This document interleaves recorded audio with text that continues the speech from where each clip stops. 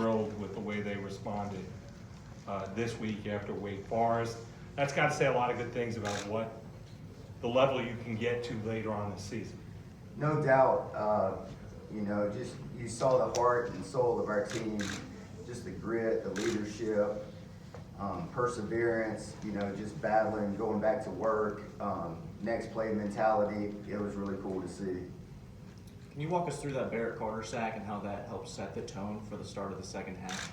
Yeah, definitely. That was probably I feel like probably one of the biggest plays in the game. If you boil it down to a couple plays here and there, but just the momentum, the energy, just created great momentum in the second half. And then obviously the third down sack was huge as well.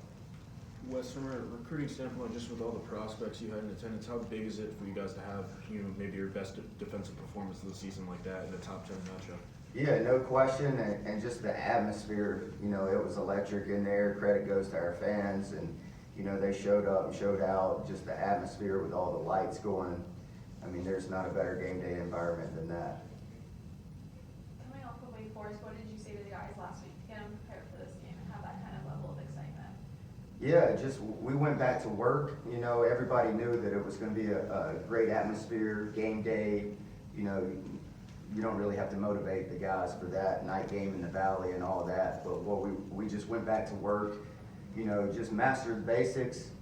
Just get better with our technique, discipline, details. Try to execute with better precision, play better technique, better pad level. And just went back to work, and the guys responded. Coach them hard, coach the details, and obviously it showed up on Saturday. Wes, what does Boston College present for you guys this weekend? Yeah, it's going to be a great challenge. It'll be a great environment. Night game up there, it's a red bandana game, and just another stepping stone for us as a team. Win the week, 1-0. And last year I think they threw for like 311 yards on us. So,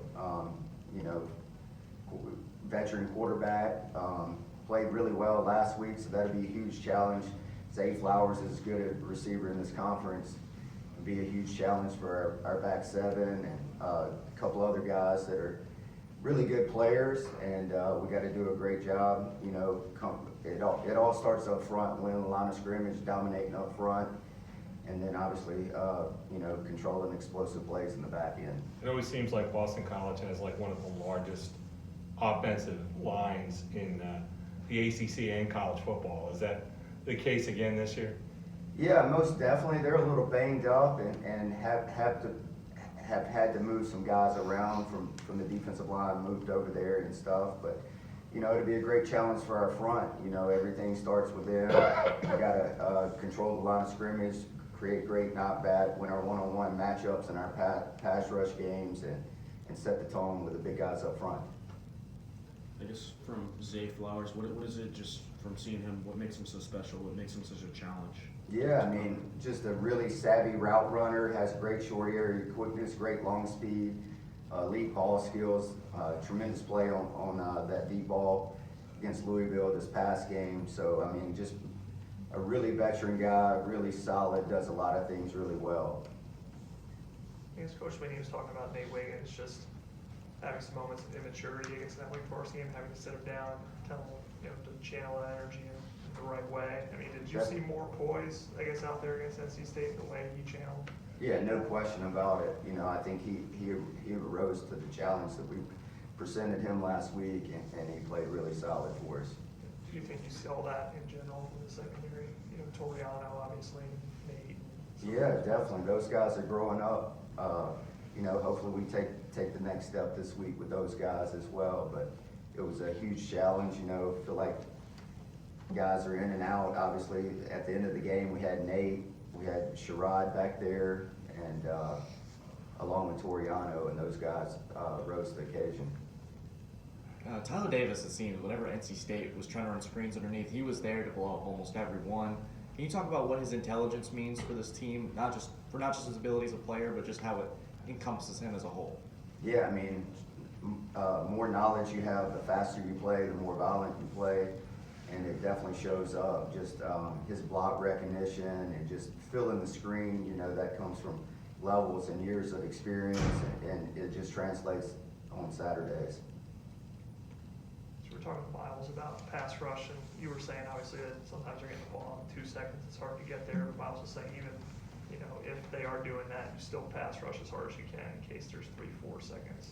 So you have opportunities. I mean, how much did you see the guys continue to rush and give, you know, that effort to be able to get the Yeah, pressure? definitely. We talk about not being outworked, not being outcompeted, and definitely showed up. You know, you never know. So you never know what play is going to change the game. So you have to have that championship strain every play. And it was good to be able to finish some rushes and not only finish some rushes, but we also affected the quarterback on balls that he did get out. We were able to get there and affect him with our rush.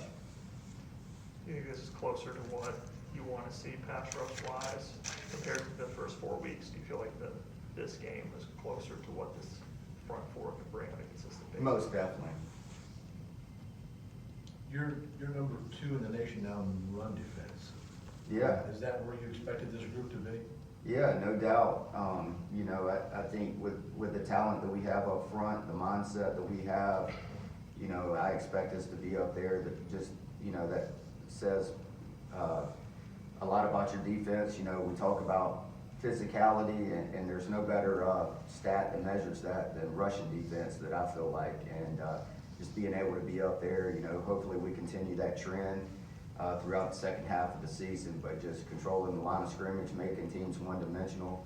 But on the flip side, you know, teams have gone away from running the ball, and I think we're 9th most in passes defended with like 196 or something, so. Right. Yeah, so there is a flip side to it, no doubt. Wes, I wanted to ask a couple questions about being an analyst. I mean, first of all, like 10, 15 years ago, a guy like you might not have had an entryway into, you know, a Power 5 program. And also, what's it like now that you're a coordinator, just having a couple of extra voices to bounce different things off of or get a different perspective? Yeah, definitely. I mean, it's huge. I mean, it's not a one-man show.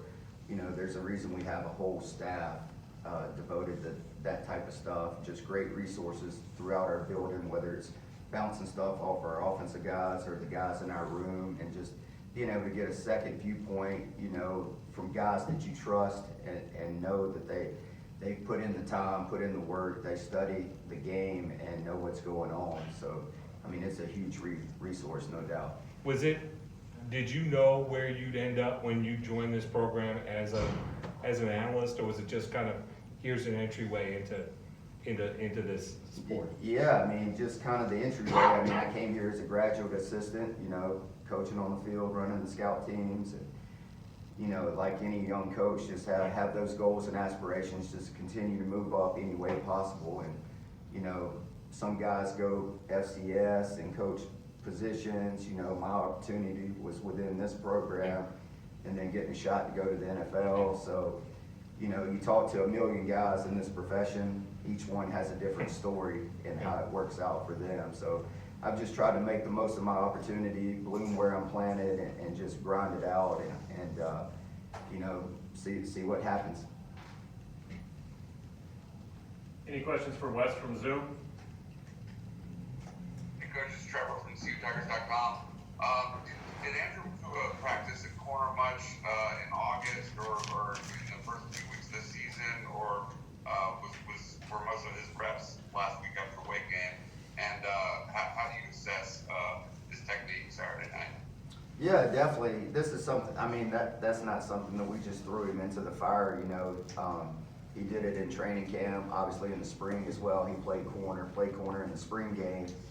And, you know, he was a little rusty, but did some things really well while he was in there. And I think, you know, if it's called upon for him to play there this week, his technique will improve this week. He's a student of the game, and he prepares as well as anybody on this team. You know, he'll be ready to go on Saturday, no doubt.